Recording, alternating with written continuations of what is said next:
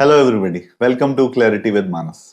आज बात करेंगे एक ऐसे माइंडसेट ब्लॉक की जो आपको अच्छे इन्वेस्टमेंट से रोक सकता है, लाइफ में ग्रो करने से रोक सकता है और कुछ बड़ा अचीव करने से भी कभी कभी रोक सकता है। और ये है कि अपने आप में ग्रोथ का, एबंडेंस का माइंडसेट ना होना, या इसको सिंपल हिंदी में बोलें तो थोड़ा कंजूसी में रहने का, या एक एक पैसे का हिसाब रखने का, एक माइजर माइंडसेट होने का।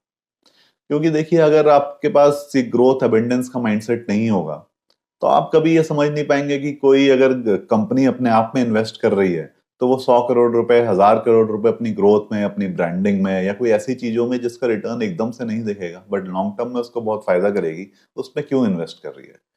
या फिर जो आदमी अपने आप के ऊपर कोई वैल्यू ऐड करने के लिए, कोई नई स्किल सीखने के लिए अगर कोई 5,000, 10,000, 15,000 का कोर्स नहीं ले सकता या अपने ऊपर ये पैसे खर्च नहीं कर सकता कुछ नई स्किल्स ऐड करने के लिए, तो वो ये नहीं समझ पाएगा कि वो कंपनी क्यों इतने करोड़ों रुपए इन्वेस्ट कर रही है अपनी ब्रांडिंग में या अपनी फ्यूचर ग्रोथ में या ऐसी चीजों में इन्वेस्ट कर रही है जो उसको काफी आगे जाके फायदा देगी। हो सकता है कुछ इमीडिएट फायदा ना दिखे। और हम सब लोग ऐसे किसी पर्सन को जानते हैं जो एक एक रुपए बचाने में अपना बहुत हिसाब किताब रखता है, सारे खर्चे का प्लस माइनस रखता है, महीने में कितने रुपए खर्च हुए, नहीं हुए, क्रेडिट कार्ड से मेरे कितने पॉइंट आ रहे हैं, कितने पॉइंट नहीं आ रहे हैं, इन सब चीजों का हिसाब किताब रखता है। और आई एम श्योर आप भी ऐसे लोगों को जानते होंगे। बट अल्टीमेटली ऐसे लोग क्योंकि ग्रोथ का, एबंडेंस का माइंडसेट नहीं रखते, तो वो बड़े इन्वेस्टमेंट्स करना या लाइफ में कुछ बड़े करने में कहीं ना कहीं पीछे रह जाते हैं। क्योंकि देखिए, अगर आप अपना सारा टाइम इन्हीं चीजों में निकालेंगे तो ग्रोथ में, नई लर्निंग्स में, इन्वेस्टमेंट्स में अपना टाइम और एनर्जी आप नहीं लगा पाएंगे। सिमिलरली अगर देखिए, रियल एस्टेट में भी अगर आप कुछ एक बड़ा इन्वेस्टमेंट करने जा रहे हैं तो कोई कंसल्टेंट से पहले कंसल्ट कर लेना, कुछ रिसर्च कर लेना, उस रिसर्च में पैसे खर्च कर लेना, किसी कंसल्टेंट को पैसे दे देना, एडवाइजर को पैसे दे देना, कुछ गलत नहीं। अगर आप करोड़ों रुपए का इन्वेस्टमेंट्स करने जा रहे हैं तो 5,000, 10,000, 15,000 रुपए की कोई कंसल्टेंसी ले लेना, कुछ खर्चा कर देना, किसी एडवाइजर को पैसे दे देना, कहीं भी गलत नहीं है। बट अगर आप यही 10-15,000 बचाने में लग जाएंगे तो हो सकता है वो आपका करोड़ों का इन्वेस्टमेंट सही ना हो और कुछ गड़बड़ इन्वेस्टमेंट हो जाए। और सिमिलरली ऐसे मैंने बोला कि स्टॉक मार्केट में भी ऐसे लोग इन्वेस्ट करने तो आ जाते हैं बट अपनी नॉलेज को अपग्रेड करने के लिए, अपने इनहेरेंट वैल्यू ऐड करने के लिए कुछ ज्यादा पैसे खर्च नहीं करते हैं। तो जो फ्री का स्टफ कुछ यूट्यूब पे देख लेते हैं या फिर कहीं से कुछ पढ़ लेते हैं और उसी के बेस पे जो है इन्वेस्टमेंट शुरू कर देते हैं। बट देखिए, जब आप फ्री के ज्ञान पे डिपेंडेंट रहेंगे ना तो वो कहीं ना कहीं आपको पूरा नहीं पड़ेगा। अगर आप उसी ज्ञान को अर्जित करने के लिए पैसे खर्च करेंगे तो वो आपको काफी अंदर तक आप उसको समझ पाएंगे और उसको अप्लाई भी कर पाएंगे। क्योंकि जब आपने कोई चीज लेने के लिए फ्री में लिया होगा तो आपको अपने ऊपर कॉन्फिडेंस नहीं होगा कि यार क्या सही में आई हैव अंडरस्टूड इट और नॉट। और आपको जब पूरा कन्विक्शन नहीं होगा, अंडरस्टैंडिंग नहीं होगी, तो आप जो भी इन्वेस्टमेंट करेंगे उसको आप कहीं ना कहीं गलत टाइम पे बेच के निकल सकते हैं। वहीं दूसरी तरफ अगर आपने अपने अंदर वैल्यू ऐड करके उसको ढंग से समझा है और पूरा कंसेप्ट को समझा है तो कुछ अगर मार्केट डाउन भी जाएगा, कुछ ऊपर होगा, नीचे होगा, तो आपको कन्विक्शन होगा अपने खुद की इन्वेस्टमेंट पे, क्योंकि आपने खुद वो जो ज्ञान है अर्जित किया हुआ है। और होता क्या है कि अगर वही ज्ञान जो हो सकता है कि आपको फ्री में मिले और वही ज्ञान आपको पैसे लेके मिले, ये भी मैं आपको एक बहुत बड़ी बात आज बताता हूँ।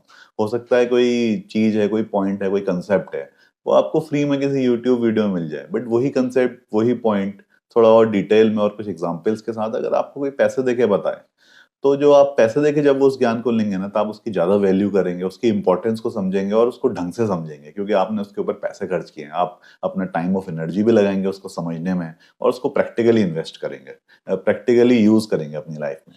जबकि वही ज्ञान अगर आपने फ्री में ले लिया तो हो सकता है वो बहुत बड़ा ज्ञान हो बट आप कभी भी उसकी इंपॉर्टेंस नहीं समझेंगे।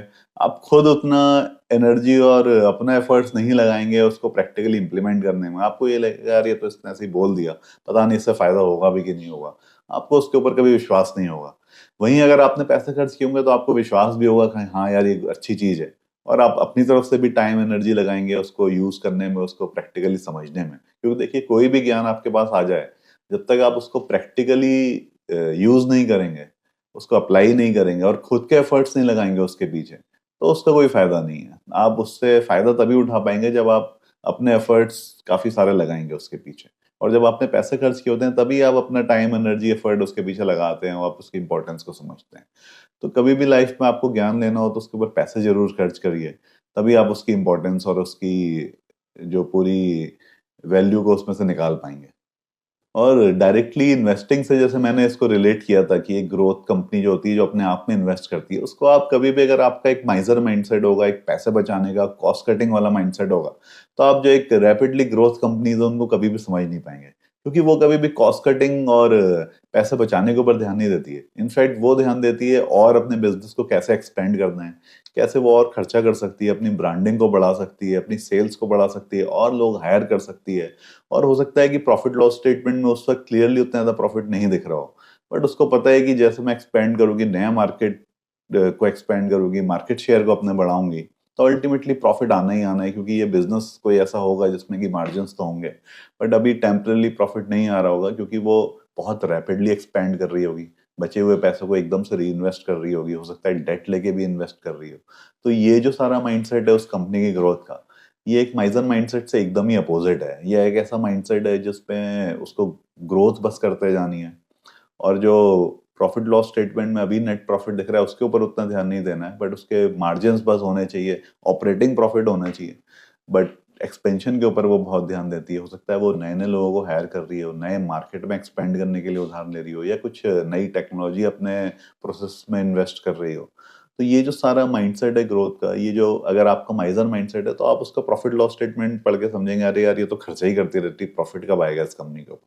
और वहीं दूसरी तरफ एक ऐसी कंपनी जो हो सकता है उसकी सेल्स ग्रोथ उतनी ना हो रही हो, बट वो कुछ कॉस्ट कटिंग करके अपने प्रॉफिट में ग्रोथ दिखा रही हो।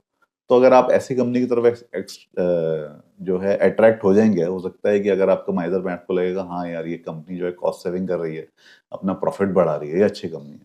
लेकिन देखिए अगर सेल्स ग्रोथ ज्यादा नहीं होगी, कम सेल्स ग्रोथ के साथ कोई ज्यादा प्रॉफिट ग्रोथ कुछ लॉन्ग टर्म में नहीं कर सकता, कुछ 2-4 क्वार्टर के बाद वो नहीं कर सकते, क्योंकि जो आपके खर्चे हैं वो आप एक लेवल से नीचे नहीं कम कर सकते। और अगर आप बहुत ज्यादा खर्चे नीचे कर देंगे तो आपकी क्वालिटी पे, आपके प्रोडक्ट पे कहीं ना कहीं कुछ इफेक्ट दिखने लगेगा, फिर आपकी सेल्स भी कम होने लगेगी। अगर आपकी सेल्स ग्रोथ 10% है और प्रॉफिट ग्रोथ 20% है, तो वो सही डायरेक्शन में नहीं जा रही है वो कंपनी लॉन्ग टर्म में, क्योंकि वो कहीं ना कहीं कॉस्ट कटिंग कर रही है, एक्स्ट्रा कॉस्ट कटिंग कर रही है, जो उसको लॉन्ग टर्म में प्रॉब्लम दे सकता है।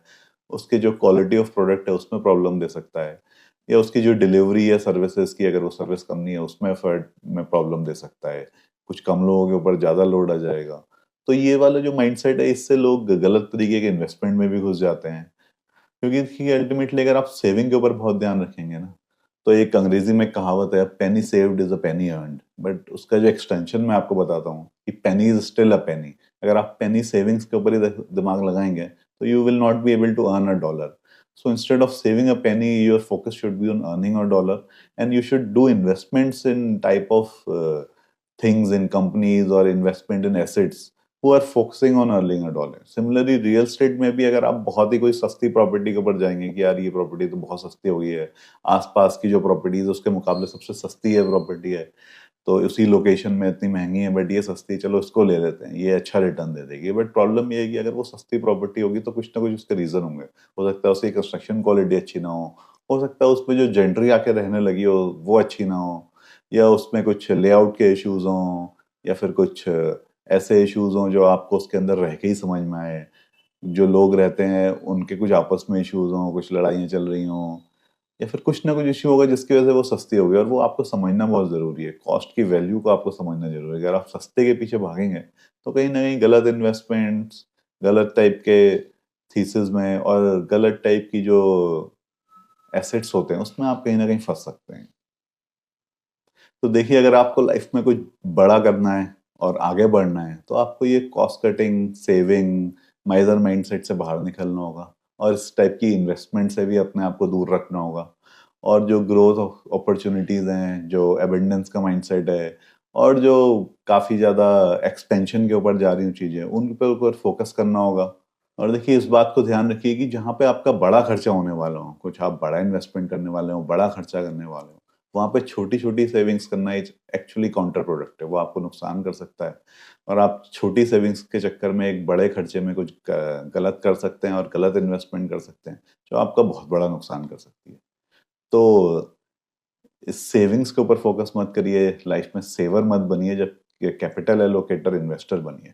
तो यही आपका वीडियो था, आज का वीडियो था आपको बताने के लिए इन सब कंसेप्ट के बारे में, क्योंकि ये जो मेरा चैनल है इसमें रियल स्टेट, इक्विटी मार्केट, सबके बारे में आपको नॉलेज मिलेगी, क्योंकि यही एकमात्र चैनल है यूट्यूब पे जहाँ आपको इतना डिटेल में रियल एस्टेट और इन्वेस्टमेंट दोनों के बारे में नॉलेज मिलेगी। क्योंकि देखिए यूट्यूब में जो चैनल बने हुए हैं जनरली या तो इक्विटी के ऊपर बने हुए हैं, या रियल एस्टेट के ऊपर बने हुए हैं, या कोई ट्रेडिंग के ऊपर बना हुआ है। किसी ने अपना एक ग्रुप बना लिया है कि इक्विटी अच्छा है, कोई कह रहा है रियल एस्टेट अच्छा है, और लोग उसी के ऊपर फोकस करके वीडियोस बना रहे हैं।